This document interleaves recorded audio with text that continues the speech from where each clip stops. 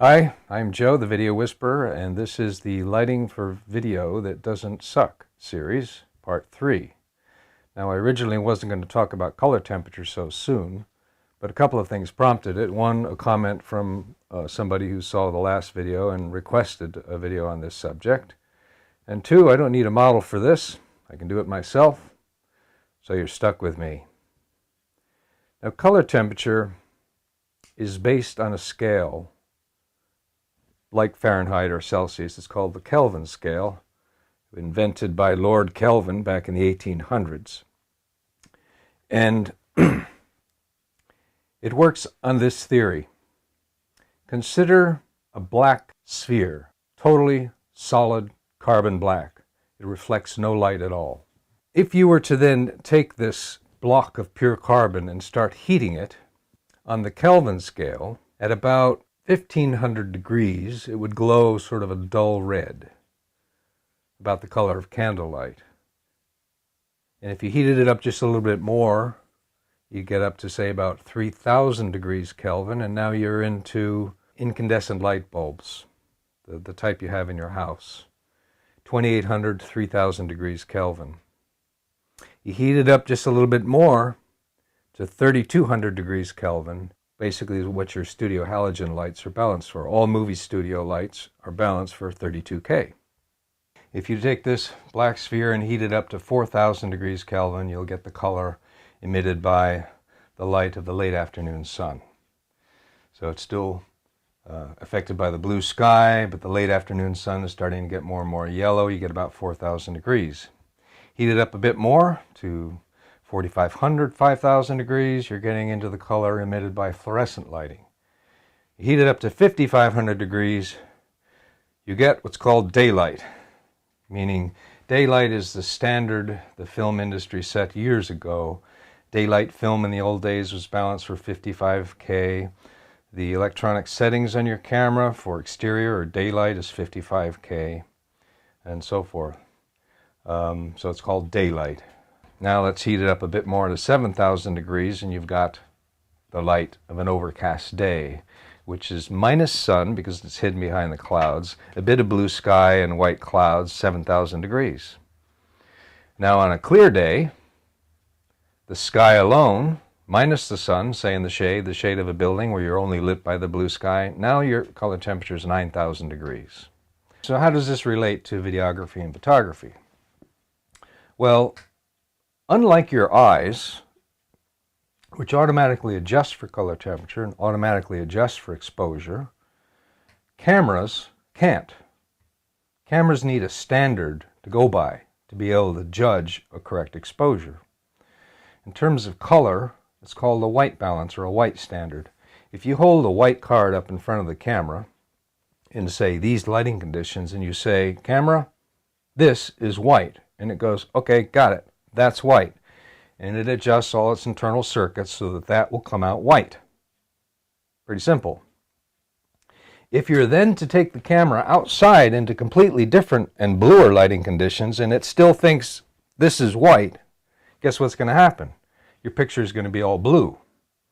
So when you go outside, you hold that card and you say, "Okay, camera, now this is white," and it goes, "Got it." And it balances that to be white, and now all your colors outside will be true. So the eye is amazing. It just automatically adjusts all these things. And to the best of their ability, the automatic settings on your cameras are meant to emulate that sort of thing. But they can only do it so far. But still, these adjustments, whether they're automatic or manual, are done to a standard. So why not just use the automatic settings on your camera for color temperature then? Well, that's a good question. So you take your camera outside, it's on automatic. How does it know what white is? How does it know what the standard is? It's got to do some sort of interpolation to figure out what white must be, and it's not always going to make the right decision. That automatic white balancing is pretty good, but it's not perfect. Now, if you say, "That's white," it'll nail it dead on. That'll be white. And then all the rest of the colors in the scene will be rendered true. So for the best quality, do your manual white balance setting every time you change scenes. Like if you start shooting in the... All right, here's a good point. So let's say you set it for outside, quote unquote outside, and go, that's white. And you're outside and you're shooting, you know, the sun is shining, this, that, and the other thing, and now you go into the shade of a tree. What's going to happen? Well, as I mentioned earlier, outside your color temperature is about 5,500 degrees Kelvin. You go into the shade of a tree and it jumps up to 9,000 degrees, and you haven't told your camera to change to that. So you're going to have a very blue scene, aren't you? So if you want a true color in the shade of a tree, you're going to have to go into the shade of the tree and go, okay, now that's white. And it'll fix it. So you get true color in the shade of the tree. So that's the practical aspect of white balance setting and all that. There's a few other things to know.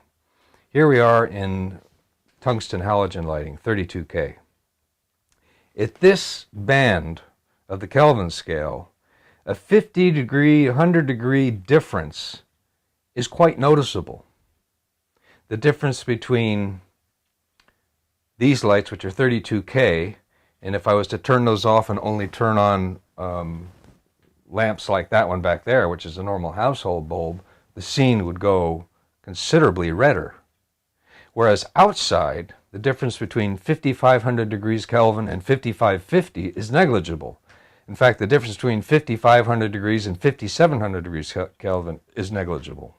Okay, so inside it's a lot more critical to white balance to get true color. Okay, so let's do a simple demonstration. Right now, my camera is set to 3,200 degrees Kelvin. It's on a preset for tungsten lighting, 32K. These lights are 32K. Without changing my lights, I'm now going to change the camera to a daylight setting. I'm going to make no other changes but switching it to daylight.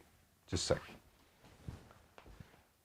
So there you go. The camera thinks the color temperature out here is 5,600 degrees Kelvin, but in actual fact, it's 3,200 degrees Kelvin because these are 32K studio lights. All right, now the next thing I'm going to do is change the key light from a tungsten halogen to a fluorescent, which is balanced for 55K, which is what the camera's set for right now. I'm not going to change anything else. I'm only going to change the key light to a 55K light. All right, the key is 55K. That's what the camera's set for, so it should be rendering me, the subject, more or less accurately in terms of color, except to whatever degree it may be polluted by some of the tungsten light bouncing around the room. But here's the thing. Understanding color temperature, you can now play with it and manipulate it. You could do this on purpose. I wouldn't do it in this scene necessarily, but I can give you an example. Corporate interview. You've got a half an hour to do the interview. They point to a room. You can do it in there. What color are the walls? Guarantee you the walls are going to be white. And there's no decorations in there. And you go, oh my God, this is going to be crap. Okay, try this. Light in with tungsten lighting. Set the camera balance to tungsten. And what's going to happen? The background is going to go blue. Your white wall is going to go bluish. Now, why is that an advantage? Because facial tones against the blue background are nice.